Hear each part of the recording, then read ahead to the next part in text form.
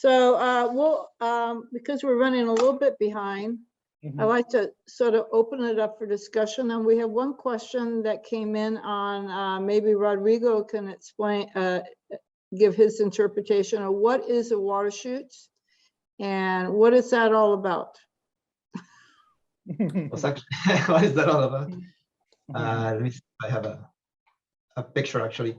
I just replied on the chat for that question, but a water chute is just or suckers is just a very negative name for just a vigorous growth.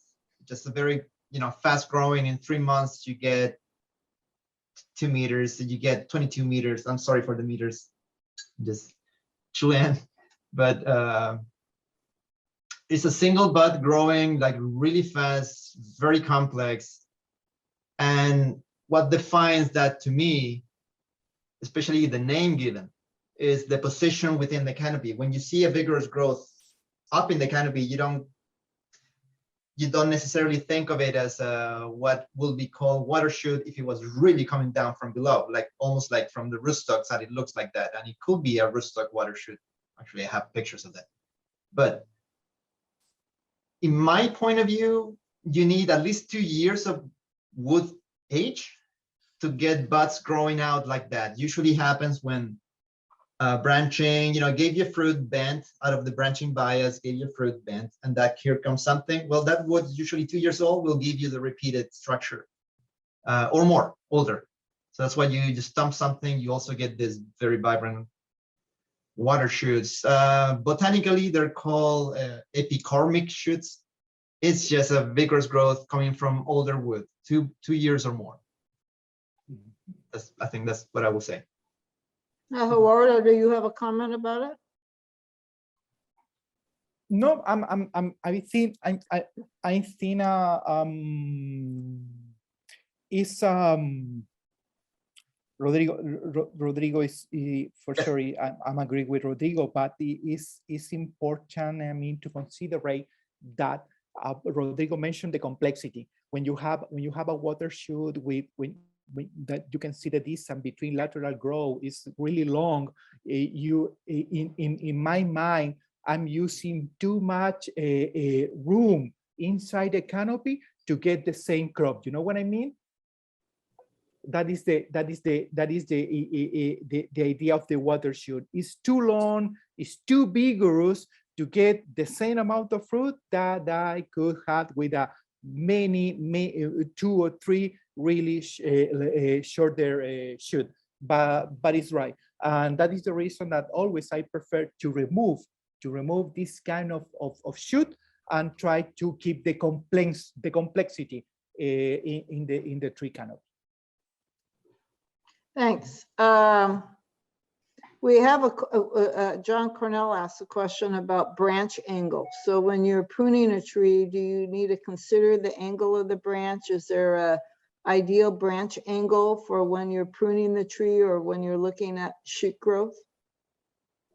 Always I try to, because in general the condition, I could see more vertical growth instead of horizontal or more angle growth, and always and the main way of grow, especially when you use medium or high density, you can see the competition between trees that the growing is more vertical, is more upright. I couldn't see. I mean I haven't done any difference if you have more horizontal or more upright position branches, but during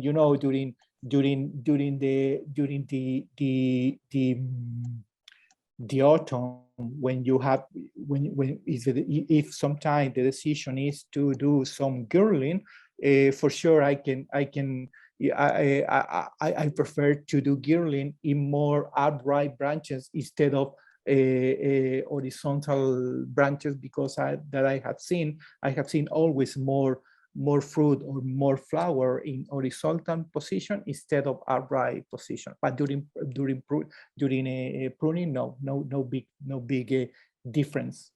from the pruning point of view.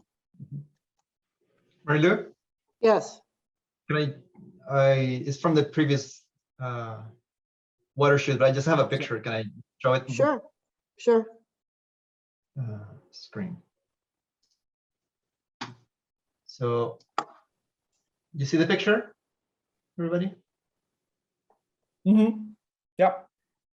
So this is a watershed. I'm going to get closer. You even see that it's a rootstock watershed in this case. And it grew very fast from down the bottom upwards in a single season, probably a couple of months. But I just wanted to mention the whole light effect, even on watersheds, despite being this vibrant growth, they can just not grow when there's no light. So I'm gonna make an X-ray vision here, which in practice was me cutting the watershed and took a picture on the ground and then use Photoshop. So it looks like I'm looking inside. But I want to point out that the only positions where it branch, it came way down here, but it's branching like 3 only here, a couple there, and of course at the top, which is really vibrant and doing all the bud release, is where there was light penetration. So I'm gonna go back and you'll see what I mean. There's a hole here. There's a hole that is downwards on this section. And that's where it did it. So that was it. Thanks, Rodrigo.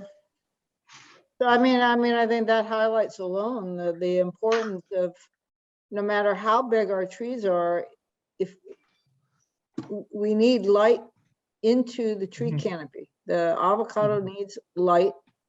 And if you don't have light, you're going to have empty wood, and empty wood is no money.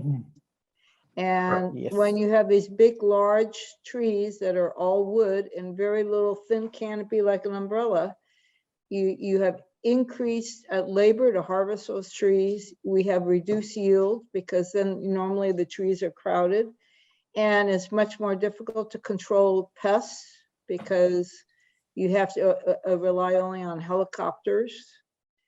So we need to think, if we're going to stay a vibrant industry in California, we need to be beginning to rethink how we approach growing avocados. You know, is trellising the answer?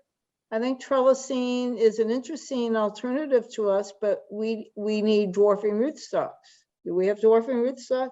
We have new rootstocks. Studum is an example that's available that makes a smaller tree, but is it truly dwarfing? No. We also need new varieties. Hass, as Rodrigo indicated and as Xander talked about in his presentation, Hass is not, because of the structure of the way the wood grows and how Rodrigo showed that they don't produce a lot of laterals down in the interior of the flush. And the wood strength. The wood strength is not an alternative. Maluma, which has flexible wood. Think about reed, flexible wood. Lamb Hass, flexible wood. Those are the types of things that we're going to have to be looking at, these new, these old varieties that have flexibility, and potentially new varieties that are more flexible. And that's why I mentioned at the beginning, that's one thing Rodrigo's been doing, is that we're looking for the genes in the avocado that control wood flexibility, because that will guide future breeding programs if we want to go into high density, potentially growing them on trellis. Because it's not only just wood flexibility, it's this lateral release, it's growing on the spurs. Rodrigo can talk about it for a long time, but that's, in my opinion, that's the future of where we need to go. Yeah, and the idea. Rodrigo and Gerardo meant the comment. Yeah, absolutely. My idea also is that we need varieties that do it for us. They come with most of the things we need for them to behave better. I mean, if you imagine a tree not responding to the shade or not so vibrant towards the light, you have a balanced structure that may break less. It's a combination of wood strength, shoot patterns, branching patterns, fruit weight distribution. That's why varieties hopefully need to come with it from breeding programs and rootstocks coming along with it, because yes, we can probably do everything, but a combination of knowledge, like what Gerardo explained to us, along with the rootstock and the proper variety for the situation and environment, is the one that's going to make this whole business cheaper and mechanized, and that sort of visions for the future that we need to keep in mind in breeding programs for sure. But it's just true, they react very well to light, so you need to harness that in a production system, and Vase is not the answer for everything. For sure, it's just not well behaved in that sense. So we have a hand raised here from Greg Olders. Greg, would you like to ask a question? Sure, thanks, Mary Lou. I was thinking of Edronol as an old variety that has a lot of little spurs, a lot of little lateral branches that flower, and flexible wood. Has anyone looked at that variety? Maybe for breeding purposes, not necessarily for a variety for commercial purposes now, but maybe for breeding. I don't know. I could talk about that. The variety breeding program, at least at UC Riverside, and for many of the other, there are some signed variety breeding programs now worldwide. They're based primarily on open pollination. So you have the mother plant that you're interested in, and then you plant around that tree interesting fathers. Because of the difficulty of, it's very, very difficult to hand pollinate. It's not cost effective to be hand pollinating avocado flowers. So the University of California program has not used Edronol in the program. That's an interesting suggestion. Yeah. And we're in the process of considering redoing our breeding block. So actually that's a very good suggestion, Greg, and I will keep that in mind when we redesign our breeding block, because we're about to do that. That's something that I want to do in the next 2 to 3 years. Yeah, so thank you. Good idea. Actually, we have branching patterns. We're observing that in our collection. And from then we'll develop, the molecular tools to ask this question to these trees. But then we bring Edronol and ask the same question. Okay, you have this potential to pass this along, and we can test if you have it or not in a breeding setup. So then we bring everything and we start recognizing the patterns here now with the work I was doing and with Mary Lou.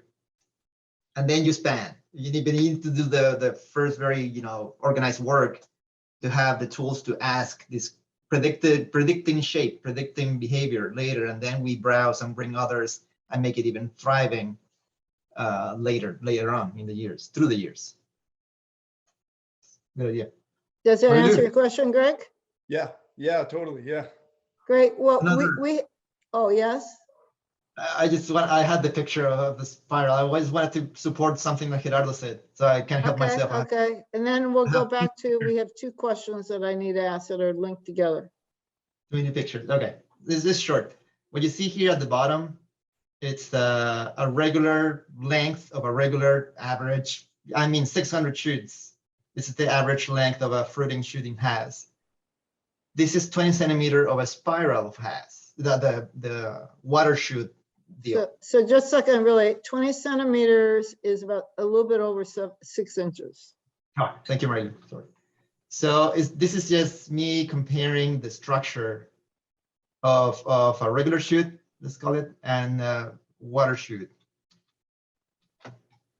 And that's the difference. So that conveys the size of these things in a single, both pictures grew in a single season, but it's just massively different. And you can get fruit. This is what I got from that shoot myself. But Gerardo was talking about this balance between, you get fruits, but look at the amount of the size of the structure is lengths and flushing and branching, while this other one is giving you that. So if you have many of this, it's a way to have the same fruit without the structure. If you have a broken limb, maybe this will refill and rebuild your canopy side, but that's a different task. They can be reproductive, certainly, And by the way, this had the branching bias, so that's why it's all brown and burned here, because it was upright, but it bent towards the fruit and the branching. And here comes the sunburn. But just wanted to provide the scale and support for the idea that you need the fruits, not really the vegetative structure, unless you really need it to fill the space. That's all, Mario. Sorry. Thanks, Rodrigo. We had two related questions. One was a question about branching pattern and of the shoots in gem, and does that, the way the gem grows, does that contribute to its lower tendency to alternate bearing? And then there's a related question about what about the concept of pruning to create a vase-like structure? So I think that's probably a question for both you and Gerardo. Yeah.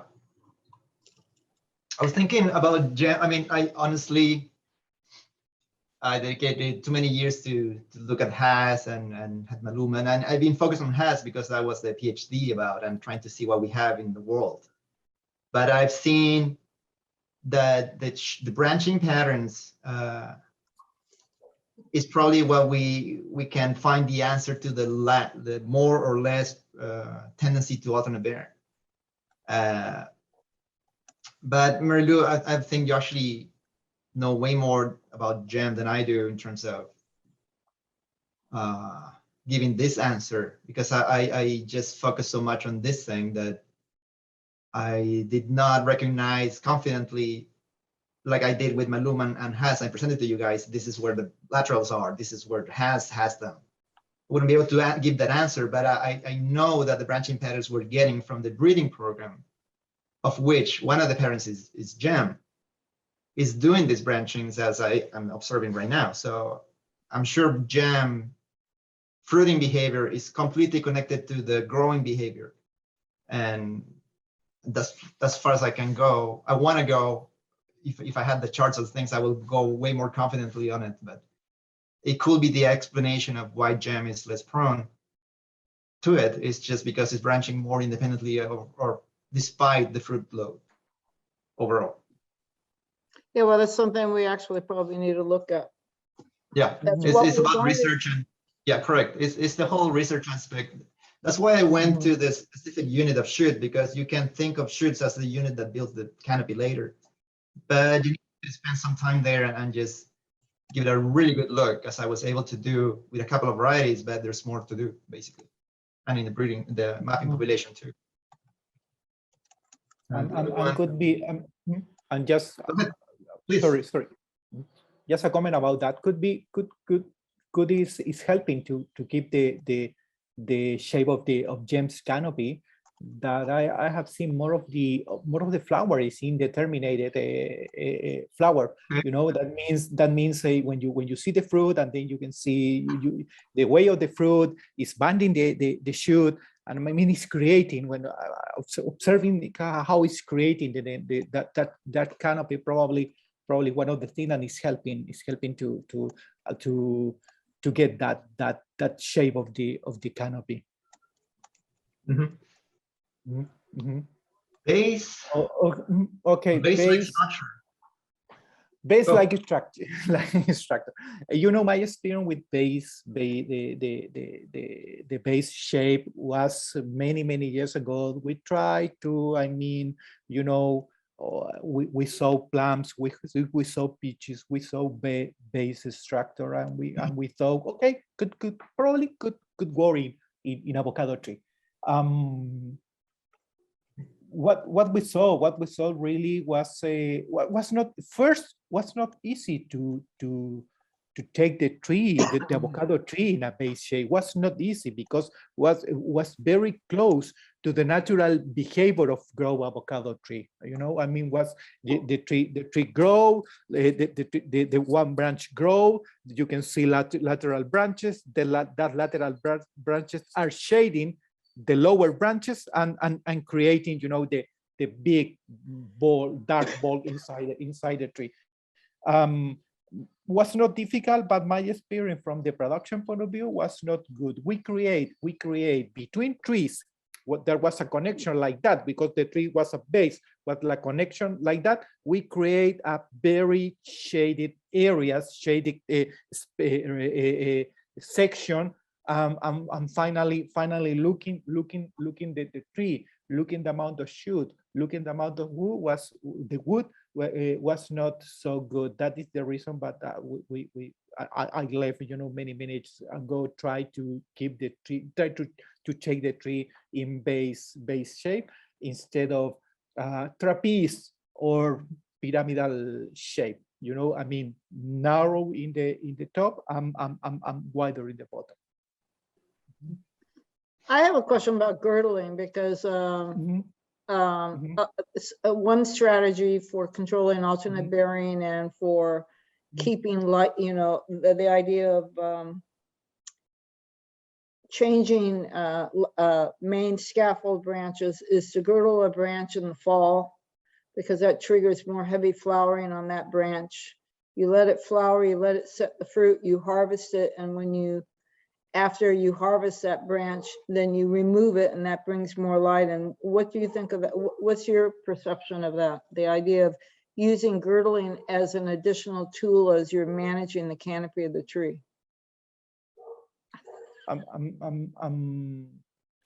My experience with girdling, so far it has been very, very good, including in a concept of canopy management. Today my talk is pruning management, but if we increase, I mean, the total concept is canopy management, pruning and girdling. It's a good mix. It's really a good mix. Like, I mean, creating room for new growth, keeping your harvest, try to put flower, try to keep all the different branches working, working different, recovering, rejuvenation, production, flowering, and for sure, girdling is a good tool to achieve that. But you have to keep in mind, you have to have strong trees, healthy trees, really in good condition trees. You can girdling, you can get the benefit, harvest and pruning, or sometimes in the beginning that was the idea. I'm talking about 20 years ago. That was the idea. You have to girdle the trees and then harvest, and middle you have to cut. But after that we started to see, oh, look, the branches look good, we recover, we have enough growth. About the fruit, okay, try again with girdling in a right position, not so high, not so wider, perfect location. Okay, try it again. And I have seen branches probably with more than 10, 15 girdling just in one branch. It's amazing to see that, and the tree really looks very, very good. It's the first approach, but you can use again the same limb. You can use if you recover, if your tree are really strong. It's a good mix. I like the mix of pruning and girdling. I like that. Great. I've had two questions sent to me, so I'll ask. The first one is, says, given the fact that Maluma is a secondary option, and so is trellis, because Maluma's not widely available yet in California. And what is the best way to get complexity for Vase? So I think from both your presentations, we need to promote shoot complexity. So the question is, how do we promote shoot complexity with Vase? Well, it will be sun. That's the easiest answer. We get it for free. Just need to make sure it reaches the shoots. So that's the simple, but also as important as I can say it. You can make Vase look more like Maluma if you have sun in it. And there's still limitations to the response. They just don't feel certain sections that other varieties will do so. But you don't need the trellising, you don't need the whole structure. You can still have the benefits of complexity by just getting sunlight in. and not letting the tree, escape and find complexity and sunlight way up there, which is the reason we end up having these huge guys over there and dead inside. They die easily. So that's the simplest, but also the most important. And I mean simplest because I personally don't know. When I say sunlight, I'm being broad, I'm being general. Sunlight is a combination of different wavelengths and heat. And I don't know what's the one linked to the branching, what's the sensing system. It's a wavelength, far red, that's part of the phytochromes we have, sensing light quality, but also we have thermal information. One side of a shoot is getting more heat than the other one. Maybe that's why it don't branch towards the inside and it do so towards the outside. So sunlight is a general thing to say, but it's the one causing a good beneficial effect of complexity and higher chances of production the next season. Gerardo, do you have a comment? Yeah, primary, sure, like for sure, but just adding more ideas on the discussion. I think when you check the information came from other fruit crop about hormones, about cytokines, for example, when you check the benefit to promote lateral growth, especially in young trees, I have my experience promoting the natural resource of cytokines, that is the root system. I have seen really good natural complexity from the beginning, from looking at young tree, promoting root growth. I say the natural research of cytokine root growth. I could see some benefit to promoting lateral growth. The other thing is important, but it's a multi-factor involving that. For sure, the light. If we have light, if we have a nice leaves, we'll get a very good root growth. Root growth will send a good signal to the upper part. That is the cycle. That is the complex. And the other thing is very important, the vigor control. I mean nitrogen mainly. When you use a good mix of nitrogen, phosphorus, potassium, instead of just nitrogen, you can stimulate a complexity, more lateral growth, instead of just one limb, just one bud growing upright. Instead of light, you have, I will say, root growth, and I will say a good bigger balance, good ratio, good fertilization. I just connected, but that, like Rodrigo said, mainly light. Mm-hmm. Yeah, actually, I do agree. Sorry, Marilu, because that's a good point.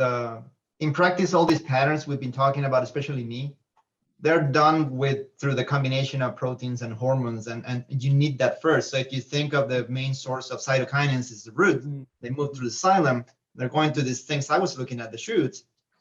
Every time that a flush ends, you have a transient moment of accumulation of the cytokinins, because there's no much more growth happening at the tip. And that is against auxin, which is preventing branching, and that's what you get branching. That's what you get those right below transition branching events. And that's because you have the healthy root system that is doing this, and it's getting accumulated at the very end, which is the latest shoot growth. So all these things tie together, and I just adding to what Gerardo says, just part of it. How it looks is got built through time, and that's the reason why. Well, so that segues. Oh, sorry, Gerardo, what? I just Rodrigo remind me a research done in plants. I don't remember exactly what the fruit crop was. Very interesting, because I have seen that when you see a tree growing with drip irrigation, when you compare with sprinkler irrigation, it's very interesting to see the behavior. It's very interesting to see the shape of the canopy. And there was a study done in that when they measured the concentrations of cytokines in a dense root growth that is created, below the drip. It's a really dense compared with a spread root growth, that is created by the sprinkler. And the scientists found more cytokines. I don't remember if it was 2 or 3 times more compared the spread the other way of grow using a sprinkler, and related to try to explain why the tree with drip irrigation look more complex, many of lateral growth instead of a sprinkler, 1, 2, 3 big growth was done in I don't remember, but in other fruit crop. But just Rodrigo remind me that idea is of all the factor involved in the complexity.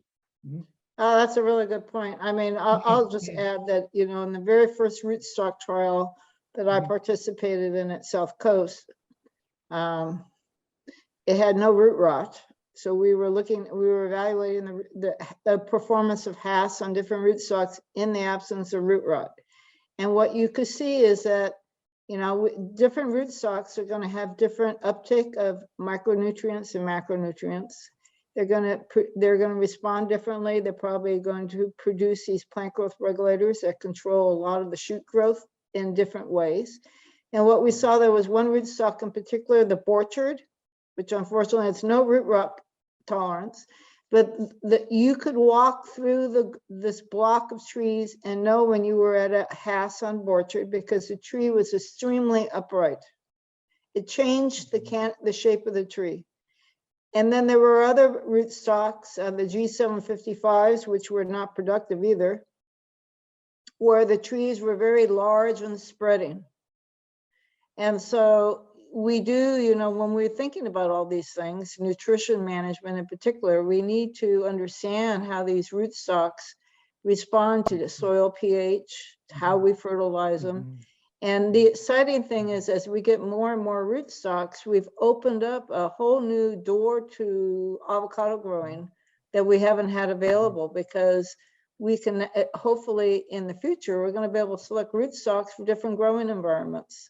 Or let's say we find a rootstock that is tolerant to root rot, that's like orchard, that makes a very nice upright central leader type tree. Maybe if we're going into trellising, that's something that we can use, but we don't know. So the second, I want to make sure I ask the second question, but it sort of is related to what we just were discussing. Is the question is the nutritional role in the shoot, the flower, and fruit set, carbohydrates and boron. So carbohydrates are made primarily as a result of photosynthesis. And avocados are a little bit unusual because usually the products of photosynthesis are glucose, fructose, and sucrose, which are 6 carbon sugars.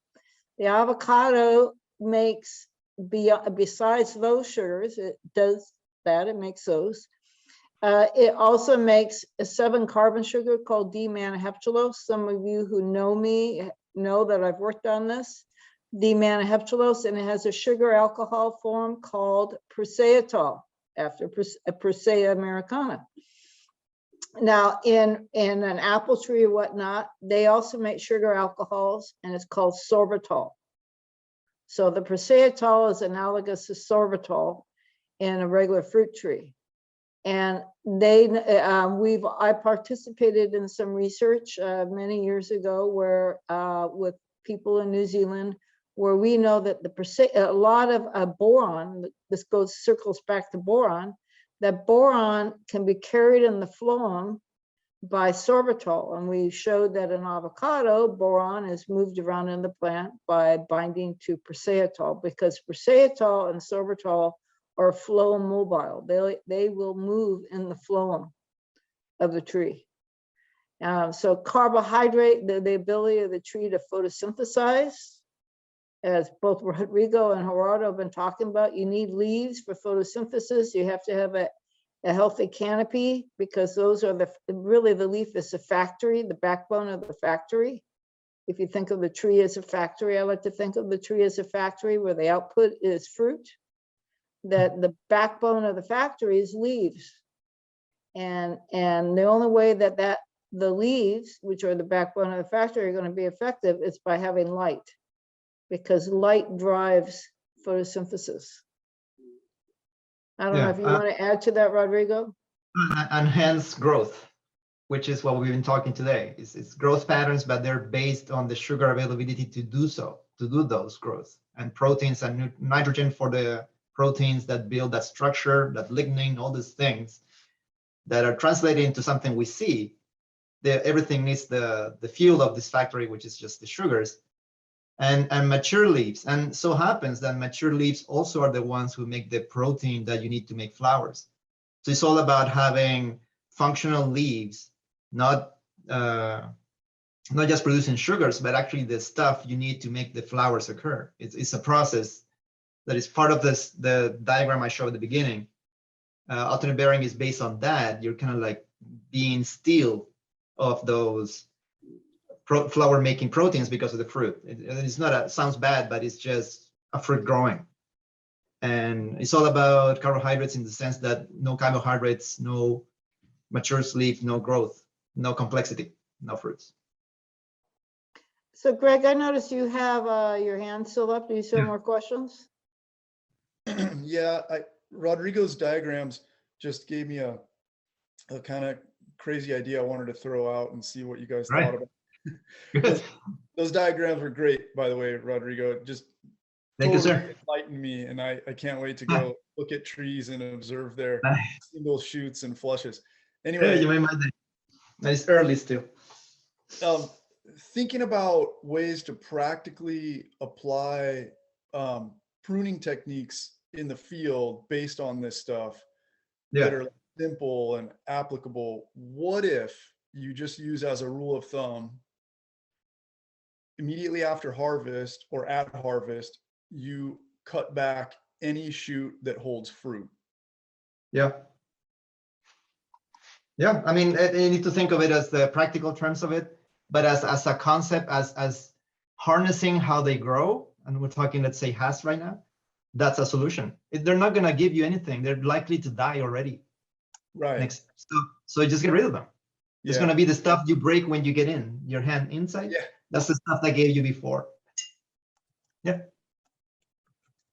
So it's not such a crazy, silly idea. Okay. No, I don't think so. I agree. I mean, my opinion. You So- have to try to keep simple the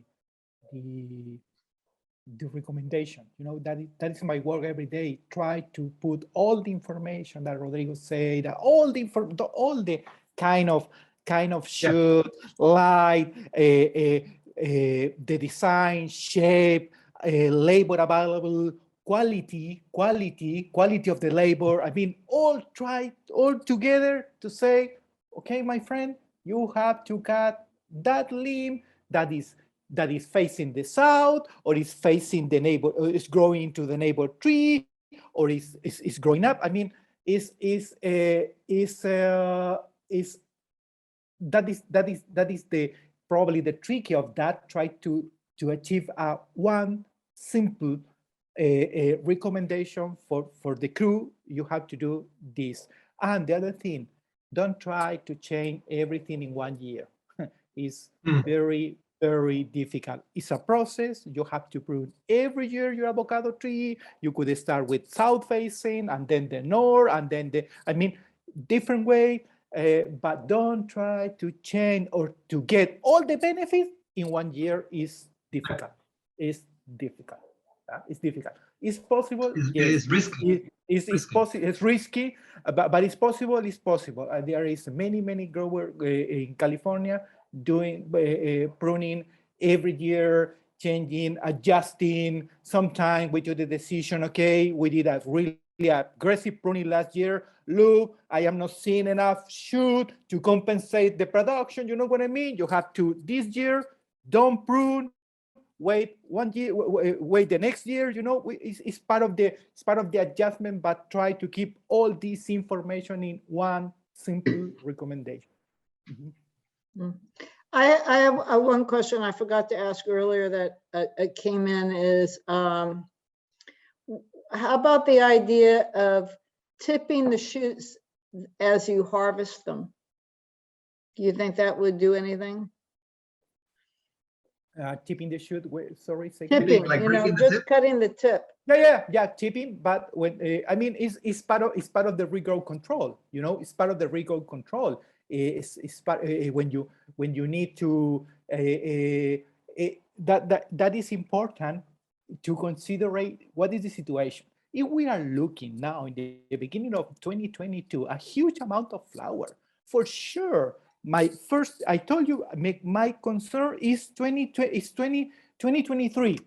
For sure, I will use every shoot that I can control. I will use that.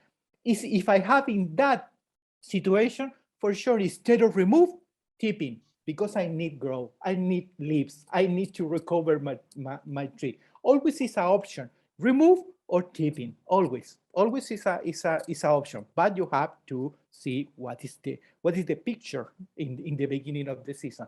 But if my concern is not enough shoot, for sure, instead of remove, tipping to try to promote for sure more lateral growth. Yeah. I'm looking for a picture, but I agree, and it's the same thing we saw before. This one. There it goes. So yeah, this is what. Let's focus on the non-fruiting above. They have this topography, right? That's what I kind of like briefly just throw the word out there. But there's likelihood of events are along a shoot. And if you're focused on this unit that I focus and use it to make decisions, if you get rid of a fruiting shoot, because I think the question was related to fruiting ones.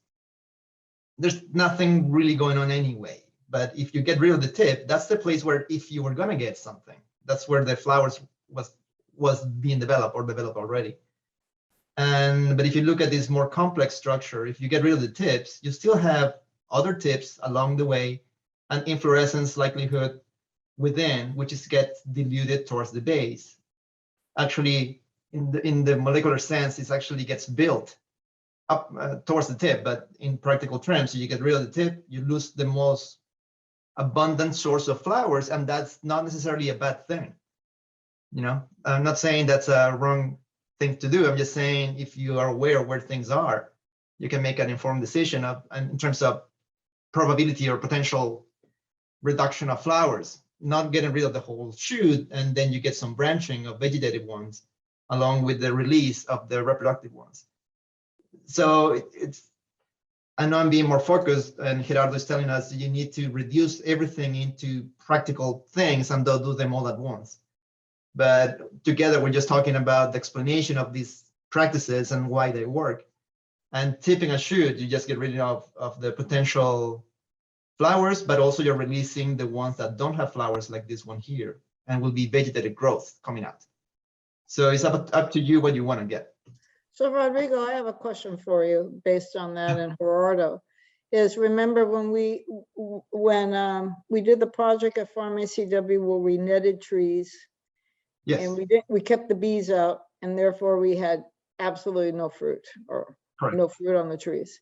And the following spring then, after those trees basically rested for a whole year, we had those very complex shoots where a lot of the shoots ended in inflorescences. So they were determinate. They developed into determinate shoots. And that was a case where the whole branch ended up being flowers. And we saw a lot of sunburning. And maybe another thing that is good to know about is that when you have a determinate shoot, then you can get more sunburning, at least in California, on the fruit, because the vegetative replacement shoots are coming from further back. Yes.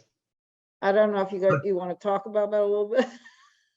No, well, you just said it very well. I just Yeah, I thought of yeah, another diagram. and then, too. because typically, at least in California, what you have is you have indeterminate shoots. So the shoot is flowering, but that very tip of the shoot The is tip. still vegetative.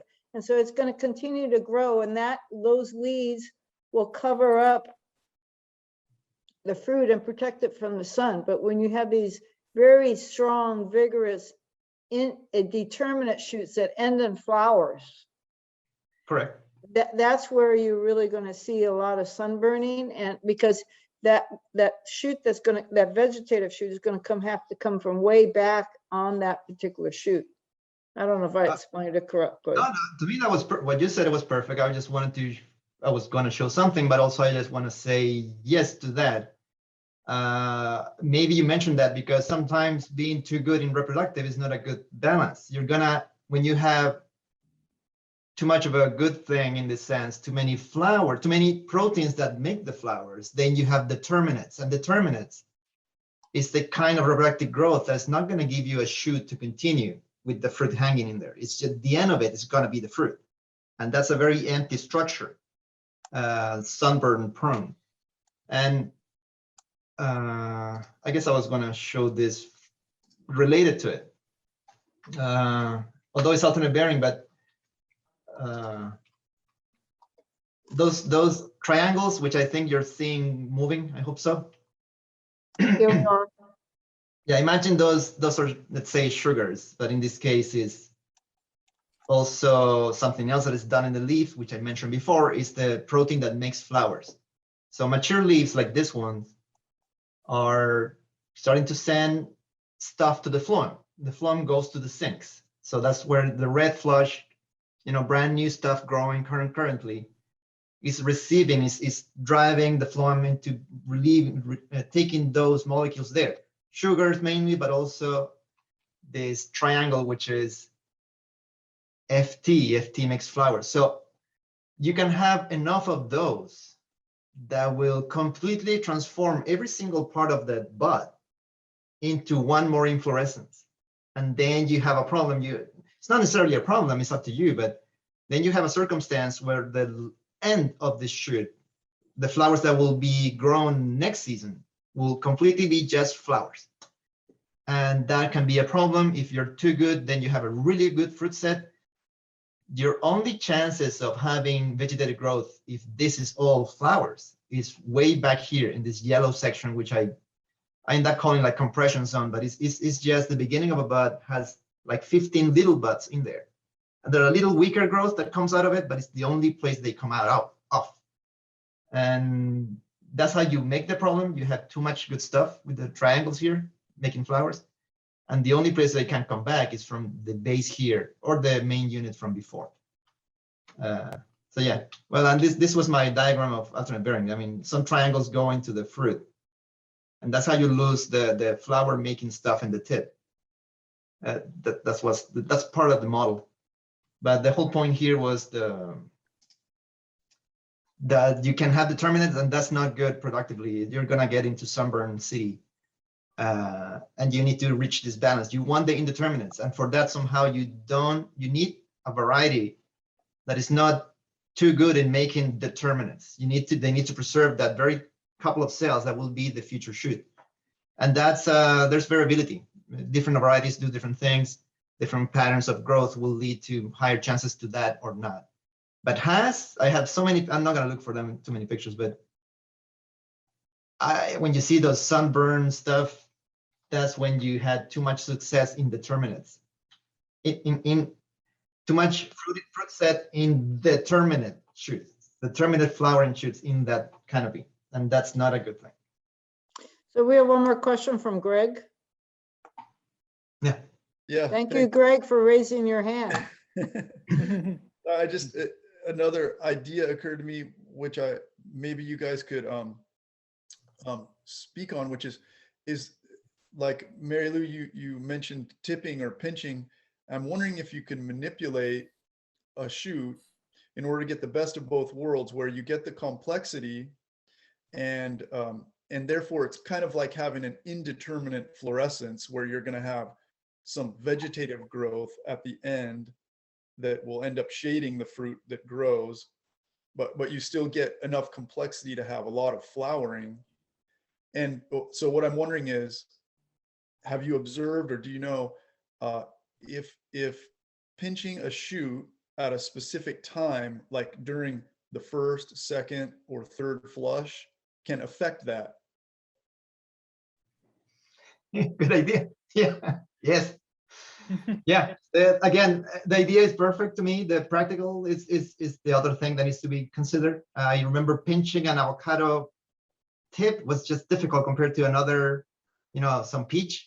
You can crush it. The pinching of it, I'm not talking about getting rid of it. I'm talking about crushing it. The crushing sometimes has a different response. Oh, When you get rid of a tip, you have an instant moment where the molecules behind it accumulate and get released.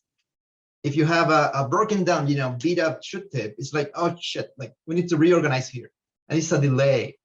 So the consequences are not so extreme right there. So I was thinking about pinching this, get some lateral branches, more laterals, more tips, more flowers later.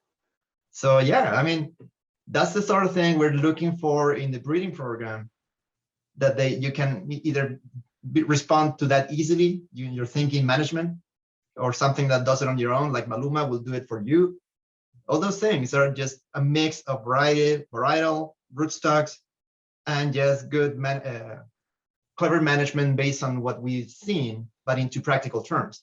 So that's a great idea. That's, of course, it should work, because a shoot has sections where there's likelihood to have things. So you plan on those.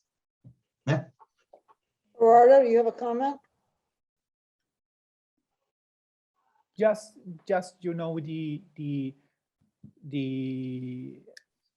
the cost involved in that. Yeah. That is the other thing. In my experience, especially in the beginning, training young trees, just tipping, crushing, banding, in general was very good. But finally, from the production, the cost point of view, was more difficult to implement, and every year is more difficult to implement. And this is one of the things that we could ask the nursery to have a more complex tree, base complex from the beginning, that the nursery could help us to achieve that. But I mean, it's always is a good idea, the tipping, always is sometimes a good idea, banding, to take this water shoot and banding to promote more lateral growth, especially if you want to fill a space in the canopy. But the other thing about the behavior in, when we have a determined flower or indeterminate flower, when we have a huge amount of flower, we know the final covering of the fruit will be the summer flush, not the spring flush. For me, that is the time to include the other tool that we have available. For sure, the pruning. We have to remove fruit. It's important when you prune the avocado tree. Always you are taking out part of your crop. Sometimes you can see the crop, you can see the flower, you can see the fruit, and sometimes you are not seeing, but it's inside the bud. Inside the bud. Always you are cutting a part of your crop, and that is the idea, to start to think, okay, how many fruiting should need? What percentage of the canopy we need with flower? How many fruit? I mean, if you ask I have many clients working in table grapes and plums, and they know how many fruit. And I say, okay, and you know how many avocado we need per tree? No, you know that. I don't know, I'll say. But I think it's important. I can see they adjust, they remove it, they remove part of the fruit, they are thinning. I mean, we need to, I think we need to start with, try to get numbers, try to get some guidelines, how to keep, to adjust the crop, to keep the good crop, and then good side and enough energy to get the same crop the following year. I mean, that is part of that is a big part of the discussion from the practical, point of view, and that I said before, trying to keep all the information Yeah. together. I agree that the productive unit is the shoot. That's where the fruit is. So you switch a little bit from the very broad canopy point of view to this more specific, where you can plan ahead and with information about where to cut and how to go and when. It just reminds me of this picture. This two. But by the way, this is a bent water shoot, so they bent. It's branching bias at this point, but it gave me, these are two determinants. The shoot tips of these laterals had determinate flowering. So it was all flowers. The one on the right, I didn't do anything, it just happened on its own. And they happened to be next to each other. The one on the right, fruit set. There's no, as you can see, no vegetative growth coming out from anywhere. They will just grow, they will probably sunburn along with this. The other one did not set anything, and you see that once the flowers are dead, there's no sinks anymore. But there are sugars accumulated because there were flowers. They were making nectar. They were sending stuff to there. In this case, it's now going to the fruits. In this case, it's now going to the buds that are still available. Happens to be at the very base of the shoots. So that's when an inflorescence die, a determinate one, for example, there's nothing else. This is the place, that weird section at the base of a shoot. You have like 15 buds there. And usually you get the ones towards the up, towards the sun, not the ones towards the ground. That will do it for you. That's the section that when you have a fruit, you have a sink, something eating this stuff. They're not going to release into growth, which is the same picture as this. But if this doesn't work, you do get reproductive growth. So that's the source of coming back, the source of, I have too much fruit, I need to cover it. There is a source. We need to learn how to release it at will. And that's a hormonal, that's a thing we need to study. Or having rootstocks and scion combinations that will be able to release these buds more easily despite having flowers, despite having fruits, because with fruits, nothing's going to happen after, and it's going to sunburn. You need somebody who does this and that at the same time. That was it. Very good. We've reached the magic time of a little bit after 10 o'clock. All right. So Greg, do you have another question? No, I won't bother you with another question, but that's that stuff. Rodrigo. No, we want questions. I mean, this No, is this what is it's awesome all stuff. about. So much to think about, and I've just, between everything today and what Xander said, especially in the last Avocado Cafe, I've just been enlightened to think of managing single shoots rather than full canopies, and I can't wait to get started. It's the balance. Yeah, I mean, I think what we learned, especially with Xander's, with Louise Ferguson's discussion on olives, and with Xander talking about trellising, and in particular today, it's really about light management, bringing light into the canopy. But I think the other most important thing, and Gerardo reminded me this before we started today, it's about the grower understanding their trees. And the only way you're going to understand your tree is by going out and looking at the trees and following them through the entire year to really understand how they grow. And I mean, I think about Tom Embleton. Tom Embleton was a researcher at UC Riverside. He's the father of leaf analysis. And he used to say, you can do leaf analysis and whatever, but the only real management tool you'll have is the footsteps of the owner through their own growth. Yeah. And I think it's really, really important. And I'm thankful. I've been living in the ivory tower for close to 40 years, but I've learned what I know about avocados from growers like John Cornell and from Greg and all these people who have invited me to go out and observe in the orchard, because that's how you learn. You really can learn every time you go out. As Gerardo said, I've had the opportunity to travel around the world and see avocados growing in all different kinds of environments. And when like Rodrigo will say, I went to Tanzania, my mind was blown by seeing trees in Tanzania. Just different growth habit. Didn't look like Same variety. hats in Tanzania. It blew my mind, but it was at the shoot level that you can actually dissect why the trees look different. Yeah, and I've been So- talking to a PhD student in Colombia. I'm trying to help him. Has, but it's just not looking like has. It's not doing the same patterns, and that's the beauty of this language. You can find what's the difference between varieties within the same variety in different environments. That's where you start understanding, and that leads to the ability to manipulate that and what to look for new varieties. It's all this package. You need to be in the field.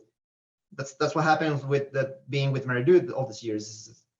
You don't focus in the lab trying to explain the field. You use the lab as a tool to actually do what they do outside, understand that. So that's why I flipped the whole thing. And the trees told me what they were doing instead of me forcing a model of alternate bearing from before. So it's all about looking. Just you guys know your orchards better than me, and just giving you a language that it will explain things sometimes. Like, oh, that's what's happened. That's the difference. Yeah, so I want to thank both Gerardo and, yeah. Gerardo, yes. Yes. Just I want to add something that after more than 20 years working on avocado, so far I can say the big disaster that I have seen only has been the wrong decision because the grower didn't see their trees. It's it just what has been a little bit more of nitrogen or less nitrogen or 1 or 2 application or something like that. Just big mistake, and the only reason the growers didn't see what was happening in their trees. It's very important to see that, to check that after to implement. I told you during my presentation, the design of your tree, you have to keep in mind what kind of tree you have. And you have to follow that. You have to keep your trees every year. For sure, I have seen success, people doing a really good job and just keeping your tree plenty of life around the tree, inside the tree, the right fertilization, right pest control, disease control, and for sure, and in the right time. The right time is very important, very important. And for sure you can keep your avocado tree in every weather, in every kind of weather, subtropical, tropical, rain every whole year, or winter, just winter or no rain. You can keep your trees in very good condition, following all this idea, all this topic, all the information that we have discussed now. And pruning is very important, more difficult. Always there is a big discussion about pruning in every visit in every country. Very good, Yeah. thank you, Gerardo. Yeah. So I want to thank, we had one more question that maybe Gerardo can answer. It's about, John Cornell asked, is there anything we can do to culturally inhibit auxin since California doesn't have access to things like sunning and coulter? Good question. Good question, John. Variety. Just varieties, or remove remove the auxin source with pruning. But that for sure, we're thinking in plant growth regulator. I don't know. Really, I don't know that we have any product anti-auxins. I don't know. Yeah, Just, because just pruning. coulter and sunny are really anti-jibs. Anti-gib, anti-gib. But anti-auxin, I don't know. Just pruning, just pruning. Removing the auxin source and promote more root growth. Try to increase cytokine and reduce the auxin. Root growth, vegetative growth. Yeah. Great. So far.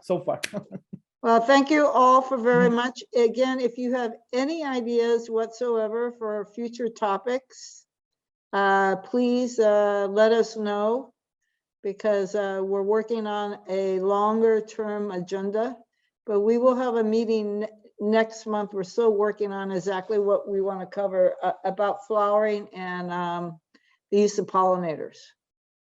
But if you have any topics for the future, we want to have this as a monthly meeting. So again, the idea of this meeting is to promote discussion and innovation. And so we need to hear back from the people that are attending the meeting as well. So thank you very much. I hope you have a very happy President's Day weekend if you're here in the United States, and have a great weekend if you're from somewhere else.